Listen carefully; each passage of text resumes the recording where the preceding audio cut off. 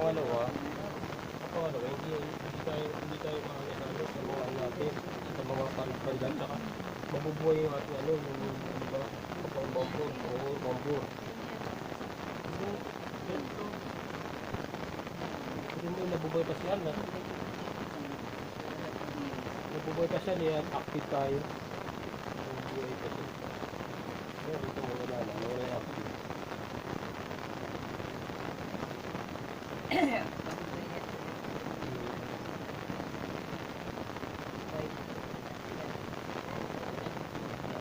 Ngayon kami nagpipirma kami ito para sa aming ibang mga guys.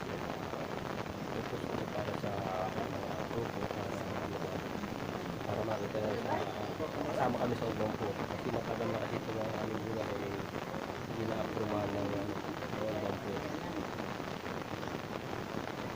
Kami pinipirma para yung lalakad natin na rin. Okay, ganito ang video ako kasi ito na lalakad.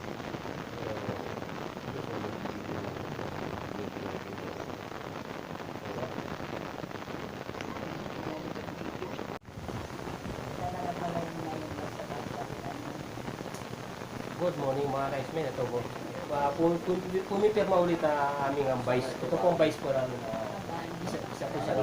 Isa po siyang policeman dito sa Zamboanga City po, mga ka-ismen. So, sila po nangangalaga doon sa aming mga mga community. Kasi ito po aming bago namin mga members na presidente at saka vice president. Kaya bago po namin hinalal na aming mga member dito sa Nazareth community. Bali po sa Urbang Purpo ito, mga ka-explain. Ito po yung Ernie. Yan po. Yan po ang aming vice. Isa po siyang policeman. Yan po siya si Mr. Van. Isa po siyang haji. Po. Kaya po, kayo po mga ka-explain.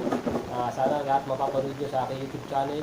Ito ang aking binibideo. Ito ang aming pinipirmahan sa araw po nito na para po kami maging legal sa Urbang po na hindi ka mukha po dati ay medyo nagkakaproblema kami. Ngayon po sana matupad na yung aming adhikain at ang minimiti namin dito sa aming lugar dito sa Nazareth, sa may Nazareth Drive, sa may San Jose, na sakupang kami na Barangay Santo Niño, kami na Purok 5. Yan po, ito na po siya. Update na lang po kami mga kaibigan.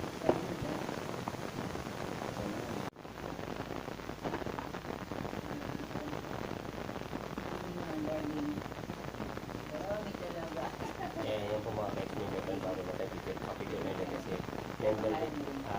kasama po ng season member din dito sa aming Urbang po dito sa Nazareth po sa pipirmahan po kami sa aming mga requirement po sa aming gagawin na register sa SEC.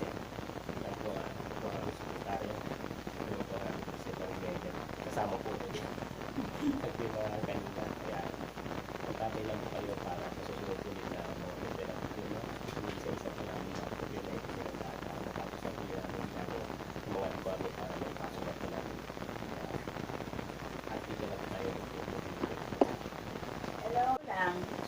Ang dami yan. Alright mga kaisman, ito po yung aming isa pang member. Nagpapapirma pa ito ang aming sekretary. Marami ko pinapirma kasi marami kami limit member dito sa association namin dito sa ARM, dito sa Nazareth Drive. Sa kumpang kami ng Santo Niño, Purok 5. So, isa-isa po kami nagpipirmahan para po matapos na po aming requirements para po may pasok na po sa Urbang Pool, mga ka-explain. Kaya nag-video ko para makita nila na inaayos na namin itong aming mga samahan dito sa aming lugar, mga ka-explain. Kasi matagal na ito, napulaps yung aming samahan dahil sa aming dating presidente na umahawak sa amin dati ay hindi masyado nasikaso. So, nagawa kami panibagong voluntary na magtayo ulit ng panibagong member. So, nagbutuan kami, na-post ko ito sa aking Facebook account at saka sa akin sa YouTube account na kami nagbasa sa aming mga gawain doon sa barangay hall ng Santo Niño dito sa Nazaret. So, ganyan po ang aming mga istorya, kaya po ipirmahan kami para matapos ang pagkakataon. Kaya matayin po po ninyo ulit sa susunod namin pagpapapirma sa aming mga member, mga kaismen. Alright, yes. Alright, mga kaismen, ito panibago namin ito member. Pagpapapirma kasi kami itong sekretarya namin para sa aming mga papeles, mga kaismen. So ito po ay kasama namin sa board member. Kami po yung magkakasama. Board member po kami ito. Itong mga pirma. Isa-isa po kami na-pirma sa aming gagawing papel ng aming requirements, mga kaismen. So kailangan na maging active kami ulit sa amin na urban poor. Dahil hindi kami na-active, kaya kailangan active kami ulit.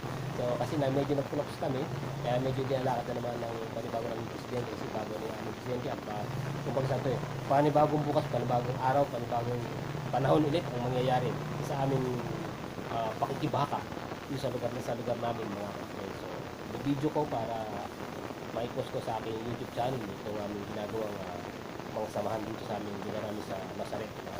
Kami po ay sasakupin ng urban po na mag-apply kami ulit. Yan. Alright.